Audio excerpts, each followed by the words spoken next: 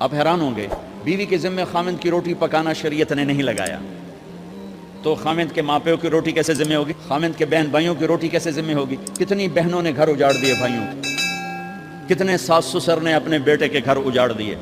یہ چاروں طرف پھیلی ہوئی کہانیاں بتا رہا ہوں، کوئی خواب نہیں سنا رہا ہوں، کوئی باہر کی زندگی نہیں بتا رہا ہوں، کہ جوائنٹ فیملی سسٹم بہت اچھا ہے اگر شریعت کا پتہ ہو، اور بہت برا ہے اگر شریعت کا پتہ نہ ہو۔ شریعت نے یہ عورت آنے والی لڑکی کا حق رکھا ہے کہ اگر خامند کے پاس طاقت ہے تو اس کو الگ گھر دے۔ اگر وہ ڈیمانڈ کرے کہ آپ مجھے الگ گھر لے کر دیں تو یہ ماں باپ کی نافرمانی نہیں، یہ حق تلفی نہیں، اس آنے والی کا حق ہے کہ اس نے تیری نسل کو سنبھالنا ہے۔ اگر یہ ساس کے بھی سنیں، سسر کے بھی سنیں، نندوں کے بھی سنیں، دیور کے بھی سنیں، پھر تیری بھی سنیں، تو یہ تو پاگل ہے، یہ بچے کہاں سے پالے گی؟ یہ بچوں کی تربیت کب کرے گی؟ یہ تو دن کو روئے گی کہ ساسا آکھے، رات کو روئے گی سو رہے آکھے، اگلے دن آکھے گی میں نے تو تیری بہن آکھے ہے۔ تو اس کو تو بچے پالنے کا وقت نہیں۔ ہماری نسل کیوں برباد ہو گئی؟ کہ ماؤں نے اپنی ڈیوٹی چھوڑ دی ہے۔ 3 سال کا بچہ اسکول میں ڈالنے بلا سکول والوں کیڑی فکر ہے، انہوں نے پیسے لے کے انہوں کھڈاونا۔ میرے نبی نے کہا 7 سال تک تو نماز بھی نہ کہو، گلے سے لگا کے رکھو۔ 7 سال تک نماز بھی نہ کہو، بس اس کو قریب کرو، قریب کرو، قریب کرو، 10 سال میں جا کے نماز کہو۔ 3 سال کے بچے کو ڈالتے ہیں اسکولوں میں، اس کے لاشعور میں ماں باپ سے نفرت پیدا ہو جاتی ہے۔ یہ میری اب بیتی ہے، اللہ نے مجھے تبلیغ میں لگا دیا تو شریعت پڑھنے کے بعد اللہ نے میرا سر جھکا دیا، ورنہ میں تو بالکل باغی ہوتا۔ سسرال جو ہوتے ہیں وہ ہمیشہ عیب دیکھتے ہیں، خوبیاں انہیں نظر ہی نہیں آتی، تو کھٹ پٹ تو ہوتی رہتی ہے، کوئی ایسی بڑی بات نہیں، کھٹ پٹ کو صلح میں بدلو، مزید چڑھائی جھگڑا نہ بڑھاؤ۔ بھائی اور بہنوں، اسلام زندگی گزارنے کا وہ طریقہ ہے جو اللہ نے اپنے علم کامل سے ہمیں عطا فرمایا۔ بنیادی طور پر انسان کے بارے میں اللہ تعالیٰ فرماتے ہیں وَمَا أُوتِيتُم مِّنَ الْعِلْمِ إِلَّا قَلِيلًا، کہ میرے بندو تمہارے پاس علم بہت تھوڑا ہے۔ جو جس لائن میں جہاں پر بھی ہے تو یہ آیت اس کے اوپر آتی ہے، تھوڑا علم ہے۔ یقیناً تھوڑے علم کے ساتھ صحیح فیصلے نہیں کیے جا سکتے، تو اس لیے اللہ نے اپنے علم کامل سے ہمیں زندگی گزارنے کا ایک قانون دیا، اور اس پر اتنا بڑا چیلنج کیا، لا ریب فی، الف لام میم ذالک الکتاب لا ریب فی۔ دنیا کا بڑے سے بڑا مصنف اپنی کتاب لکھتے ہوئے یہ دعویٰ نہیں کر سکتا کہ آگے جو کچھ کہا جا رہا ہے یہ شک و شبہ سے بالا تر ہے، کوئی نہیں دعویٰ کر سکتا۔ پوری کائنات صرف اللہ کو یہ حق حاصل ہے کہ وہ یہ کہے لا ریب فیہ، یہ شک و شبہ سے بالا تر کتاب ہے، قانون ہے۔ اسلام کا ایک حصہ عبادات، دوسرا حصہ معاشرت، اسلامی معاشرت اس نے ہمارے اندر جگہ نہیں بنائی۔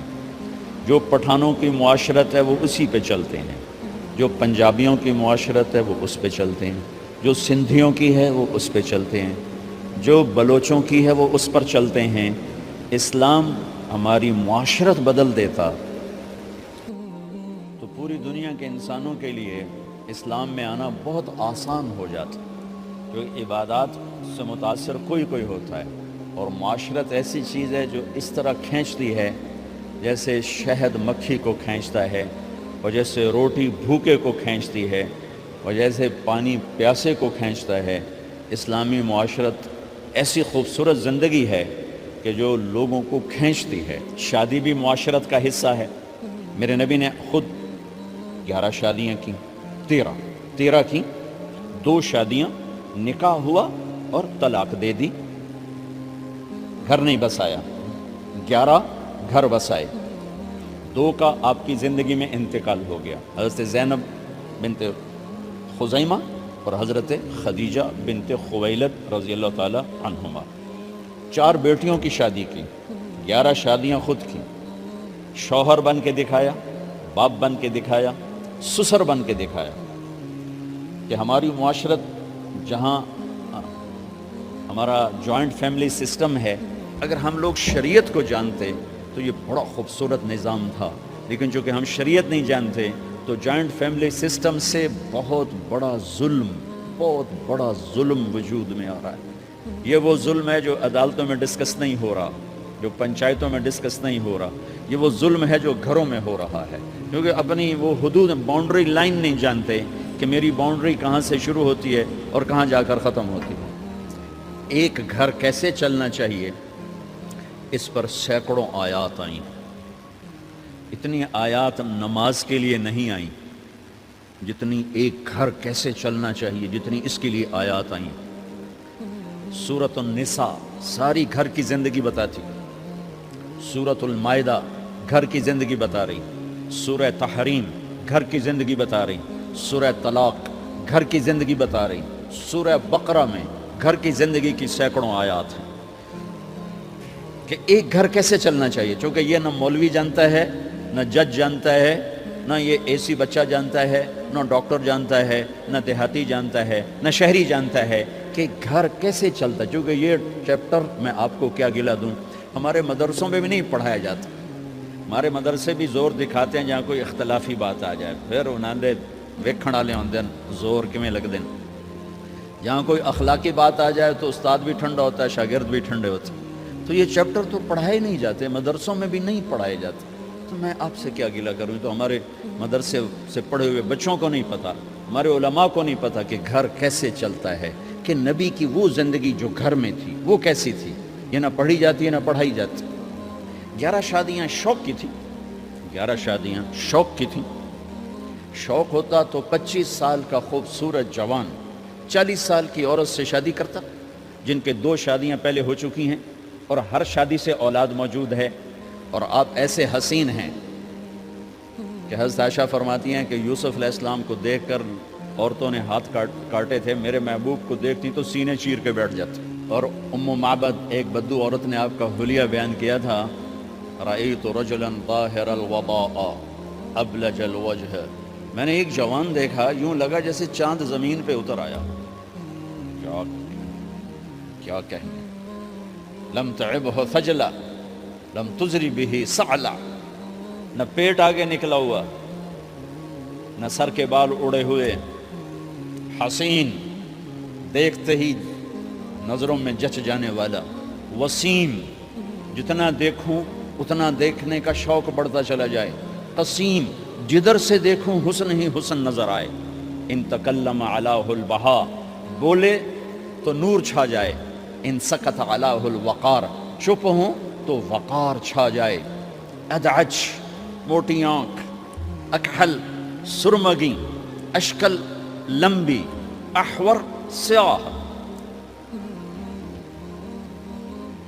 اہدب پلکیں دراز، فی عینیہ دعج آنکھوں میں ایک کشش، فی صوتہ سحل آواز میں جادو، فی عنقہ سطع گردن سراہی دار، فی لحیتہ کفافہ داڑھی بڑی خوبصورت، سہل الخدین گال بڑے خوبصورت نہ پچکے نہ ابھرے، ولیع الفم ہونٹ جیسے گلاب کی پنکھڑی، براق الثنایا دانت ایسے تھے مسکراتے تھے تو دانتوں سے نور نکلتا دکھائی دیتا تھا، عظیم الہامہ بڑا سر، شدید سواد الشعر سیاہ کالے بال، رجل الشعر نیم گھنگریالے بال، واسع الجبین چوڑا ماتھا، ازج الحواجب بھمیں گول کمان جیسی، اشم ناک یہاں سے اٹھا، اقن العرنین آگے سے باریک، لہو نور یعلوہ یہاں نور جگمگ جگمگ کرتا رہتا تھا،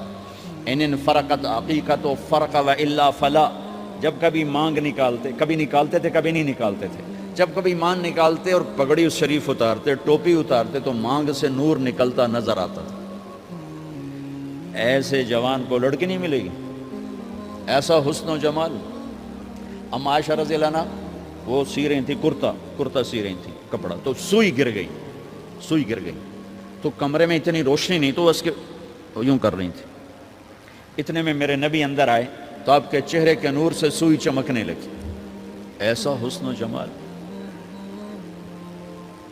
اور 40 سال کی عورت سے شادی ہو رہی اور 25 سال ان کے ساتھ گزار دیے، 50 برس کے ہو گئے، 50 سال کے بعد 10 شادیاں، جبکہ شوق اور خواہش ختم ہوتی چلی آ رہی ہوتی ہے. میرے نبی نے کہا ما زوجت وما تزوجت الا بوحی من السماء نزل به جبرائیل. فرمایا لوگو میں نے جہاں شادی کی، میں نے جہاں بیٹی دی، پہلے آسمان سے وحی آئی، پھر میں نے قدم اٹھایا. پھر فرمایا میں نے جہاں شادی کی، میں نے جہاں بیٹی دی، آسمان سے بشارت آئی کہ سب جنتی ہیں، سب جنتی. یہ شوق کی شادیاں نہیں تھیں، یہ امت کو سکھانے کے لیے. معاشرت کے احکام بارش کی قطروں کی طرح ہیں. نماز، روزہ، حج، زکوٰۃ کے احکام مختصر، 5 وقت نماز پھر چھٹی، سال میں 1 دفعہ زکوٰۃ پھر چھٹی، زندگی میں 1 دفعہ حج پھر چھٹی.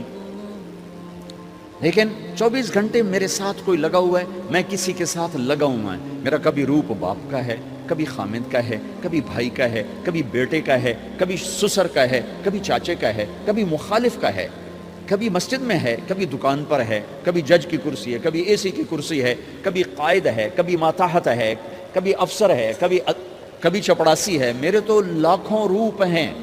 ہر روپ میں میرا اللہ کیا چاہتا ہے؟ بارش کے قطروں کی طرح احکام ہیں ہماری طرف. اس میں سے ایک یہ مجلس ہے شادی کی کہ ایک لڑکا اور لڑکی کیسے زندگی گزارے، یہ سمجھانے کے لیے، خامد اور بیوی کیسے زندگی گزاریں یہ سمجھانے کے لیے میرے نبی نے 11 شادیاں کی اور اپنی عرب کی معاشرت کو توڑ کر اپنی معاشرت ان پر نافذ فرمائی اور اپنی خوبصورت زندگی ان تک پہنچائی. عرب میں عورت کو ذلیل سمجھا جاتا تھا، اب بھی کوئی خاص عزت کوئی نہیں ہے. تو میرے نبی نے فرمایا خیرکم خیرکم لأہلہ، سب سے بہترین مسلمان وہ ہے جو بیوی سے اچھا سلوک کرتا ہو. فرمایا انا خیر لأہلی، اور تم سب میں میرا سلوک اپنی بیویوں کے ساتھ سب سے اچھا ہے، سب سے اچھا ہے. آپ مجلس میں تشریف فرما ہیں، تنہا نہیں بیٹھے ہوئے، لوگ بیٹھے ہوئے ہیں. ایک صحابی پوچھتے ہیں یا رسول اللہ آپ کو سب سے زیادہ کس سے محبت؟ آپ کو سب سے زیادہ کس سے محبت؟ سبحان، کیا زندگی سمجھائی ہے میرے نبی نے. بھائیو کچھ سیرت پڑھا کرو اللہ کے واسطے، صرف اخبار دے مگر ہی نہ لگے رہا کرو. میرے نبی کی زندگی کچھ پڑھا کرو، صحابہ کی زندگی پڑھا کرو، صحابیات کی زندگی پڑھا کرو. میرے نبی سے مسجد میں الگ نہیں، اکیلے نہیں، مسجد میں لوگوں کے سامنے ایک شخص پوچھتے ہیں یا رسول اللہ آپ کو سب سے زیادہ کس سے محبت ہے؟ آپ نے کہا عائشہ سے. ہمارے ماحول میں کوئی یہ کہہ سکتا ہے مجھے اپنی بیوی سے سب سے زیادہ پیار ہے؟ اس سے ویلے انہاں فتویٰ لاؤن لا بے ران مرید آ گیا نہیں آئے ویکھو بھائی زان مرید آ گیا جے. جس سے سب سے زیادہ محبت کرنی تھی اسی کو سب سے زیادہ ذلیل کرتے ہیں. دیکھو سب سے اہم رشتہ، میری بات غور سے سننا چونکہ ہمارا معاشرہ اس کو شاید ہضم نہ کر سکے تو آپ بھی نہیں کر سکیں گے. سب سے اہم رشتہ خامد اور بیوی ہے. سب سے مقدس رشتہ ماں باپ، سب سے مقدس رشتہ ماں باپ، لیکن سب سے بنیادی رشتہ خامد اور بیوی ہے. اللہ نے پہلا رشتہ جو دھرتی پہ قائم کیا وہ ایز اے ماں باپ نہیں، ایز اے خامد اور بیوی. آدم کو خامد بنایا، حوا کو بیوی بنایا، پھر انہی کو ماں باپ بنایا، انہی کو دادا دادی بنایا، انہی کو نانا نانی بنایا، انہی کو ساس اور سسر بنایا. سارے رشتے خامد اور بیوی سے جنم لیتے ہیں، آگے یہی 2 رشتے روپ بدلتے ہیں. خامد اور بیوی کا رشتہ سب سے بنیادی ہے، سب سے اہم ہے، سب سے بڑا ہے اور سب سے پہلا ہے اور سب سے آخری ہے. پہلا رشتہ بھی خامد اور بیوی کا قائم ہوا اور دنیا میں بھی آخری رشتہ خامد بیوی رہ جاتا ہے. پتران دی شادی ہو گئی، دیاں دی بھی شادی ہو گئی، بڈھا بڈھی کلے بیٹھے. ہمارے دیس کی کہانی کیا، میرے گھر کی کہانی. میں تبلیغ میں، میرا چھوٹا بھائی لاہور میں، بہنیں اپنے گھر، ماں پیو کلے بیٹھے ہوئے، ہمارے پاس آنے کے لیے تیار نہیں، اپنی جگہ چھوڑنے کے لیے تیار نہیں. پھر باپ فوت ہو گئے تو ہم نے منتیں کر لیں اپنی ماں کی کہ میں فیصل آباد میں رہتا ہوں، میرا بھائی لاہور میں ہوتا ہے کہ ساڑھے کو آ جاؤ نا پتر، میں توڑے پیو دی جا نہیں چھڑنی. نہیں آئے ہمارے پاس، تنہا زندگی گزار دی. ہم تو آئے مہمانوں کی طرح آئے اور چلے گئے، تنہا زندگی گزار دی. تو پہلا رشتہ خامد اور بیوی، آدم اور حوا. پھر دنیا میں بھی اگر زندگی ہے، پہلے مر جاؤں تو الگ بات ہے، اگر زندگی ہے تو پھر آخری رشتہ خامد اور بیوی. اور جنت میں جا کے ہمیشہ کا رشتہ خامند اور بیوی. ہر آدمی اپنی بیوی کے ساتھ اور ہر عورت اپنے خامند کے ساتھ جنت میں جوڑا جوڑا ہوں گے. بچے اپنی جنت میں، ماں باپ اپنی جنت میں، ساس سسر اپنی جنت میں، بھائی بہن اپنی جنت میں. جنت میں بھی خامند اور بیوی کا اللہ نے ساتھ بنایا ہے. یہ رشتہ سب سے اہم رشتہ ہے. اس رشتے کو باقی رکھنے کے لیے اللہ تعالیٰ نے سینکڑوں آیات اتاری اور اس میں دخل اندازی کے لیے کوئی راستہ نہیں چھوڑا. اولاد کو بھی نہیں چھوڑا کہ خامند اور بیوی کے رشتے کو. بعض بیویاں ایسی نادان ہوتی ہیں کہ اولاد کی محبت میں خامند کو ڈیگریڈ کرتی ہیں. بعض خامند ایسے نادان ہوتے ہیں اپنے ماں باپ کے احترام میں بیوی کو ذلیل کرتے ہیں. اپنے بہن بھائیوں کی سن سن کر اپنی بیوی کو مارتے پیٹتے ذلیل کرتے ہیں. یہ ہر گھر کی کہانی ہے. ان دونوں سے میرے اللہ نے روکا ہے. خامند اپنی بیوی کو سب سے زیادہ عزت دے، بیوی اپنے خامند کو سب سے زیادہ عزت دے. حقوق میں سب سے بڑا حق اب خامند اور بیوی کا ایک دوسرے کے ساتھ جوڑا گیا ہے کہ ان سے نسل چلنی ہے، ان سے نسل چلنی ہے.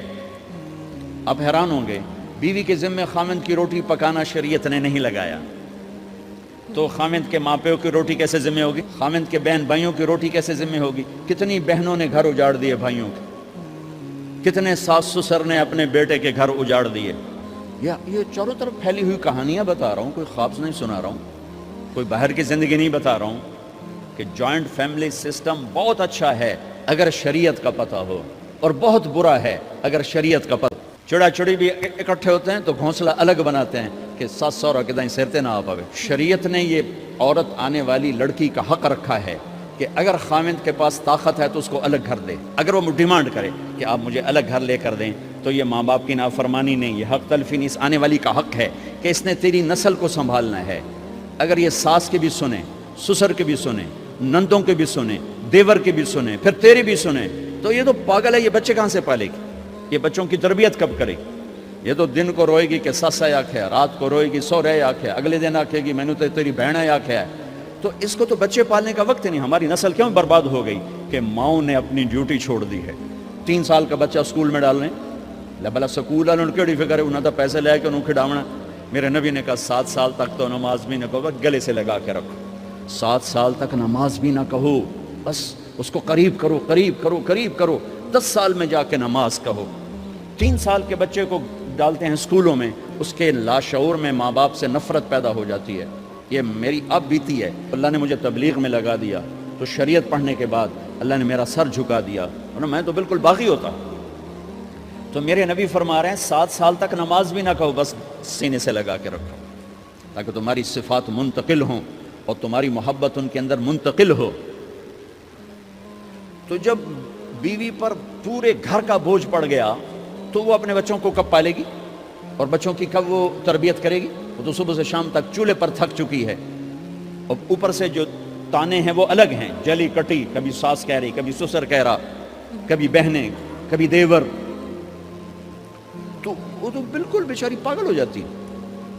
کہیں اس کا الٹ بھی ہوتا ہے، آنے والی ایسی آتی ہے کہ پورے گھر کو تباہ کر کے ماں باپ کو بھی دھکا دلا کے اپنے خامند کو لے کے نکل جاتی. ایسا بھی ہے لیکن یہ بہت کم ہے. ابتدائی رشتہ خامند اور بیوی ہے. خامند اور بیوی یہ ابتدائی رشتہ ہے. اللہ نے آدم کو بنایا اور حوا کو ساتھ بیوی بنایا، اولاد بعد میں دی. اور ایک اور بات، آدم کو بنا دیا مٹی کا پتلا کٹھا کر کے، مٹی کٹھی کر کے پتلا بنا دیا. 40 سال کے بعد روح ڈالی، چل بھائی جا جنت، اور اکیلے بھیج دیا، بیوی نہیں دی. حالانکہ اللہ چاہتا تو ساتھ ہی حضرت حوا کی مٹی کا ڈھیر بھی لگا دیتا، اس کا پتلا بھی تھپ دیتا، فرشتوں سے تھپوا دیتا، اور پھر 40 سال کے بعد دونوں کو کٹھا جنت میں ڈالتا. بہت سارے پیغام، اس میں بہت سارے پیغام. تاخیر ساتھ نہیں بنایا، دیر سے بھیجا.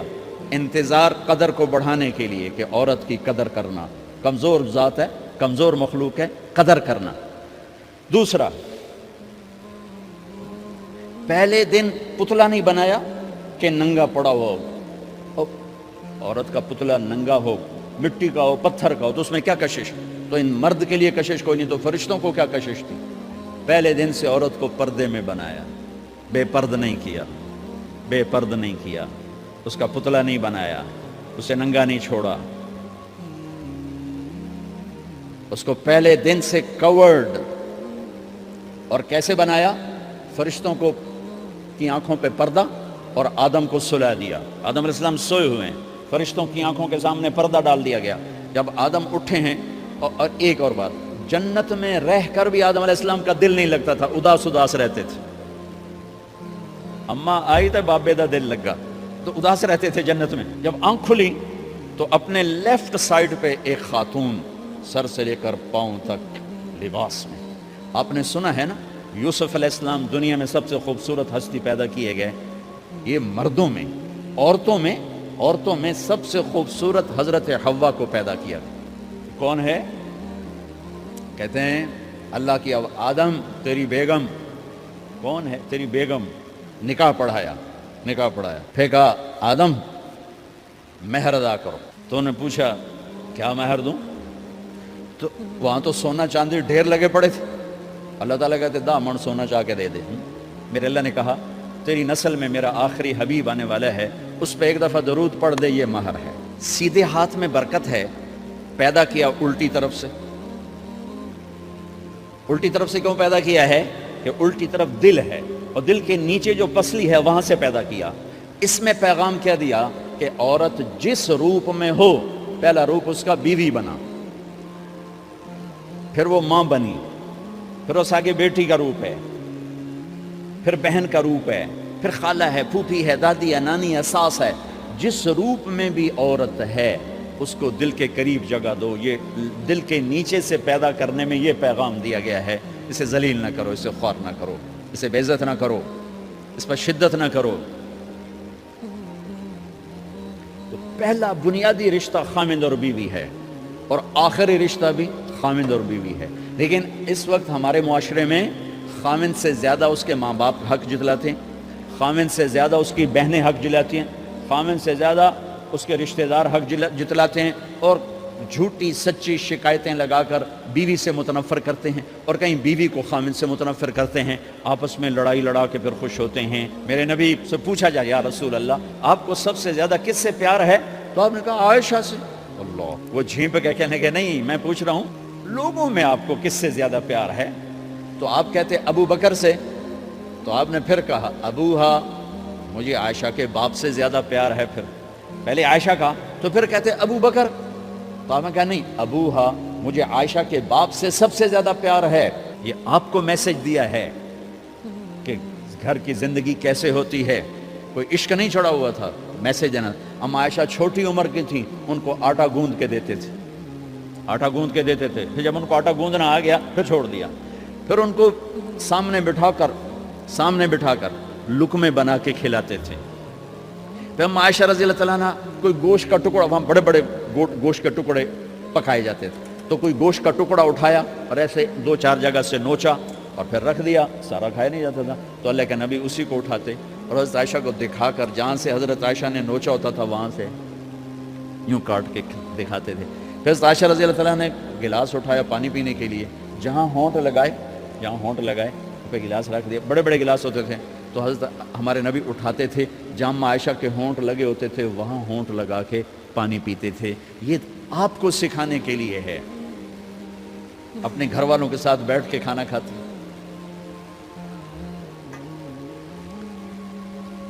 یہ میرے نبی کی معاشرت ہے, یہ میرے نبی کی زندگی. گھر میں جھاڑو دیتے, اپنے کپڑے خود دھوتے, کوئی چیزیں بکھری پڑی ہوتی تو بیوی کو نہیں ڈانٹتے, خود اٹھ کے سیٹ کر کے رکھ دیتے. گھر والوں کے ساتھ مل کر برتن دھوتے, صفائی کرتے, گھر والوں کے ساتھ مل کر.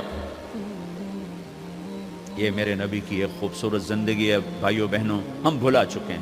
بیوی کے لیے خامند کو سب سے بڑا حقدار. بعض لڑکیاں ایسی نادانی کرتی ہیں کہ شادی کے بعد بھی اپنے ماں باپ کی آنکھ کو دیکھ کے چلتی ہیں. شادی کے بعد سب سے بڑا حق خامند کا ہے. شادی کے بعد سب سے بڑا حق خامند کا ہے. ماں باپ پیچھے چلے جاتے ہیں, بہن بھائی پیچھے چلے جاتے ہیں. لیکن یہ نادانیاں بھی دیکھنے کو ملتی ہیں کہ شادی کے بعد بھی ماں باپ اپنی بچی کو اپنے قابو میں رکھنے کی ترتیبیں سوچتے ہیں, تو وہ بھی اپنی بچی کا گھر برباد کر دیتے ہیں. میرے نبی سے پوچھا گیا یا رسول اللہ عورت پر سب سے زیادہ کس کا حق ہے؟ تو آپ نے فرمایا اس کے خامند. ایک خاتون ہے, یا رسول اللہ میری شادی ہو رہی ہے تو میرے اوپر میرے خامند کا کیا حق ہے؟ تو آپ نے ارشاد فرمایا تیرے خامند کے جسم پر زخم ہو, زخموں میں پیپ پڑ جائے اور تو اپنی زبان سے چاٹ چاٹ کے زخم صاف کرے تو تو نے اپنے خامند کا حق ادا نہیں کیا۔ خامند کو سمجھایا کہ سب سے بہترین مسلمان وہ ہے جو بیوی سے اچھا سلوک کرتا ہے، اور میرا سب سے اچھا سلوک ہے اپنی بیویوں کے ساتھ، یعنی قاب قوسین او ادنا آپ کا مقام ہے، اللہ پاک کا دیدار اپنی آنکھوں سے کیا ہوا ہے، اور آپ ہمیں معاشرت سکھا رہے ہیں کہ ایک جہاد کے سفر سے واپس آ رہے ہیں، اما عائشہ ساتھ ہیں، تو آپ نے صحابہ سے کہا بھئی آگے چلے جاؤ، تو سارے آگے چلے گئے۔ جب سارے نظروں سے غائب ہو گئے تو آپ نے کہا عائشہ دوڑ لگاؤ گی میرے ساتھ؟ عائشہ نے نہیں کہا، میرے نبی نے کہا دوڑ لگاؤ گی؟ آج کل کا کوئی علامہ بھی یہ نہیں کرے گا، عائشہ دوڑ لگاؤ گی میرے ساتھ؟ کہا جی لگاؤں گی، تو دوڑ لگائی۔ تو عائشہ فرماتی میں آگے نکل گئی، اللہ کے نبی پیچھے رہ گئے، چاہے آپ جان بوجھ کے آستہ ہوئے ہوں ان کی دل جوئی کے لیے۔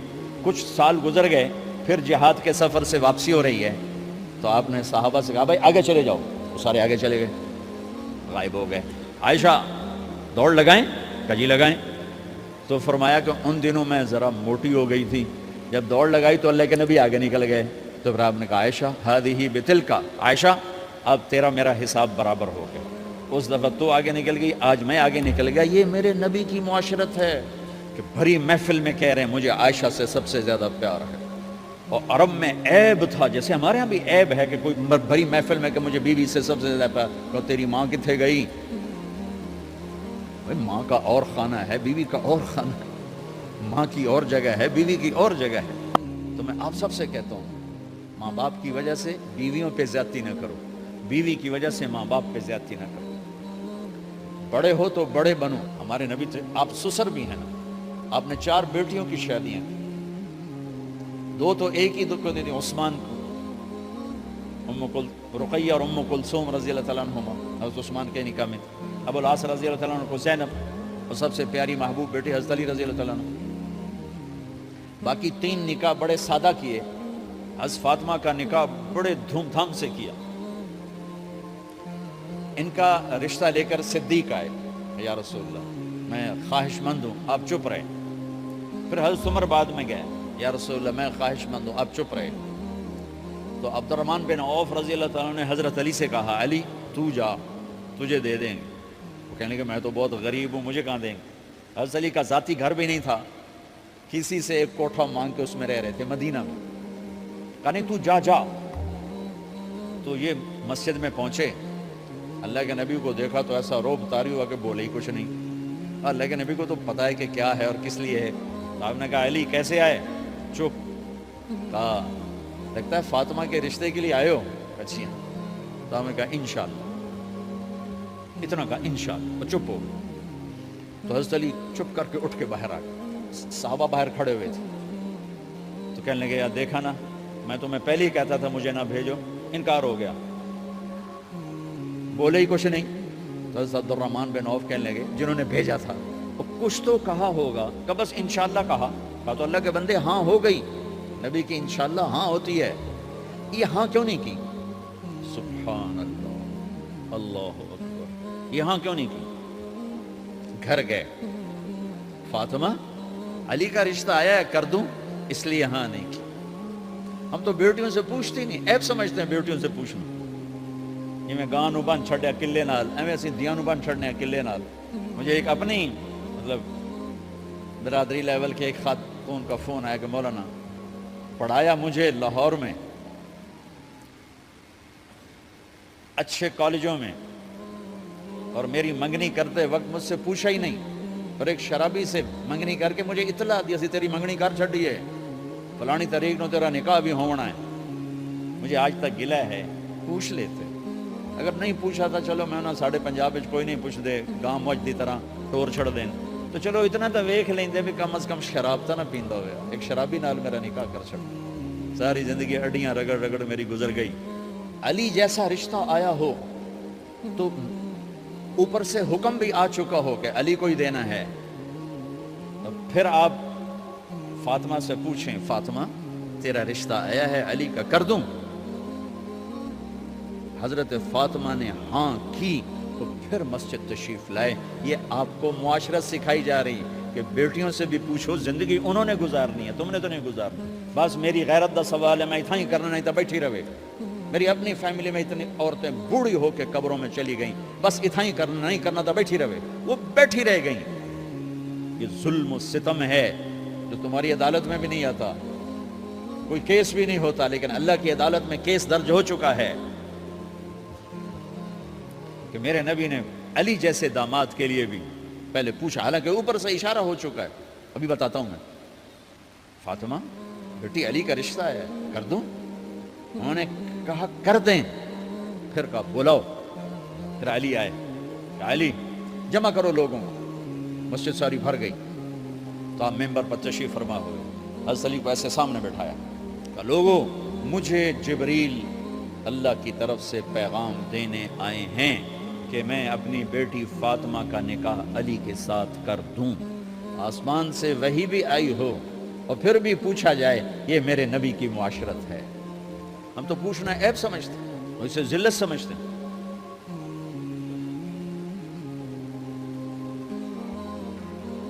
پھر آپ نے اتنا بڑا اہتمام کیا.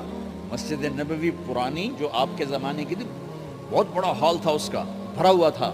آپ نے سب کو شہد کا شربت پلایا، خود نکاح پڑھایا، نکاح کا خطبہ پڑھ کیا. پھر کہا علی میں نے فاطمہ بنت محمد کو 400 درم مہر کے عوض تمہارے نکاح میں دیا، تو نے قبول کیا؟ انہوں نے کہا جی میں نے قبول کیا، اور سجدے میں چلے گئے اور زور سے دعا مانگی، رب اوزعنی ان اشکر نعمتک التی انعمت علی وعلی والدی وان اعمل صالحا ترضاہ واصلح لی فی ذریتی انی تبت الیک واننی من المسلمین. میرے نبی نے کہا آمین، زور سے کہا آمین. نکاح ہو گیا.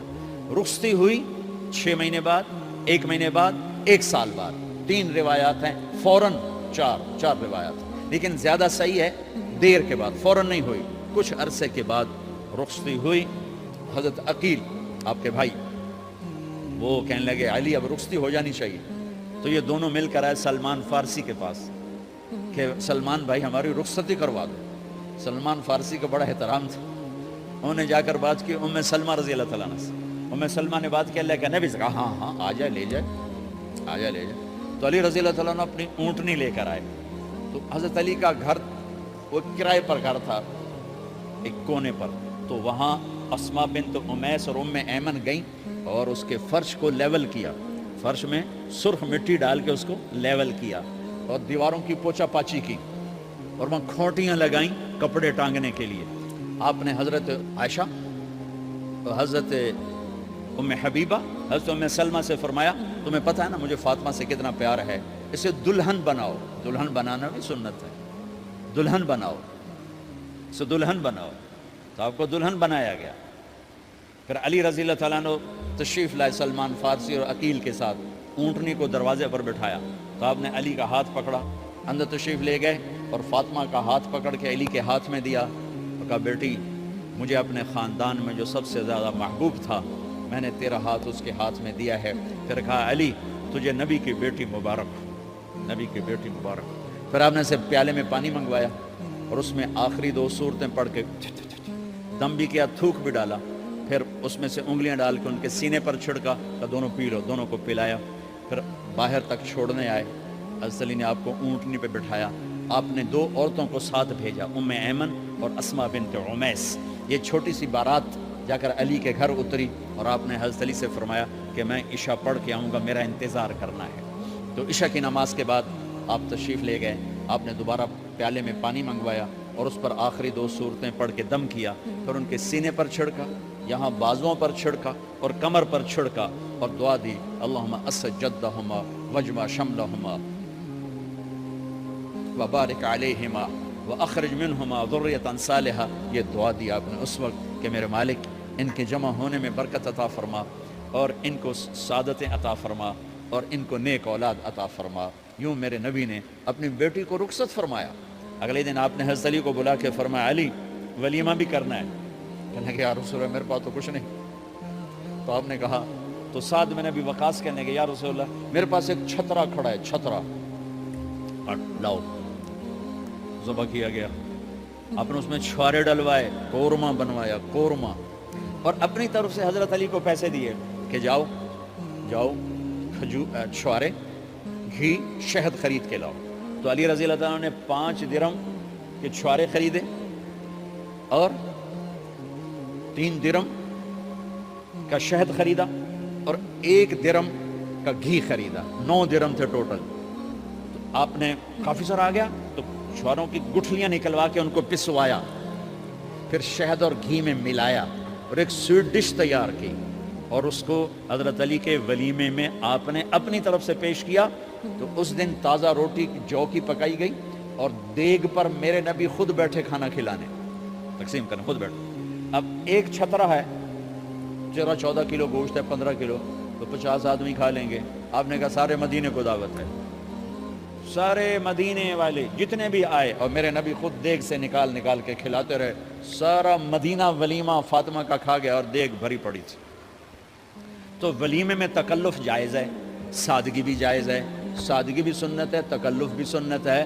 ہاں جو ہماری خرافات ہیں، فضولیات ہیں، یہ تباہ کن ہیں، ان سے بچنا بڑا ضروری ہے۔ اور بھائیو، کسی کی شادی ہو، اس بچے کی ہو رہی ہے، یہ افسر ہے، ایک ریڑھی والے کی ہو، کسی بھی گھر کی آبادی کا ایک ہی سبب ہے، وہ میٹھا بول ہے، وہ اچھا سلوک ہے۔ جس کی بیٹی کو لے جا رہے ہو اسے عزت دینا، اور یہ جو جا رہی ہے یہ ان کو اپنا ماں باپ سمجھے، اپنے خامند کے ماں باپ کو اپنے ماں باپ سمجھے۔ جاتے ہی لکیریں لگانا نہ شروع کر دے، میں انہوں وکھرا کرتے نویدے کر۔ وہ اپنے گھر کا ایک فرد بن کے زندگی گزاریں۔ جو لے کے جا رہے ہیں ان کے ذمہ ہے کہ اس کو بیٹی بنا کے لے جائیں۔ سسرال جو ہوتے ہیں وہ ہمیشہ عیب دیکھتے ہیں، خوبیاں انہیں نظر ہی نہیں آتی، تو کھٹ پٹ تو ہوتی رہتی ہے، کوئی ایسی بڑی بات نہیں۔ کھٹ پٹ کو صلح میں بدلو، مزید چڑھائی جھگڑا نہ بڑھاؤ۔ میرے نبی حضرت فاطمہ کے گھر آئے، دیکھا تو آپ اداس بیٹھی۔ آپ نے کہا فاطمہ بیٹی کیا ہوا؟ کہ میرا اور علی کا جھگڑا ہو گیا۔ اچھا؟ خود گئے بیٹی کے باپ ہو کر، دیکھا تو حضرت علی مسجد میں سوئے ہوئے تھے۔ آپ نے ان کو اٹھایا، کہا یا ابا تراب قم، آپ کو یہ ٹائٹل یہاں ملا، اے ابو تراب۔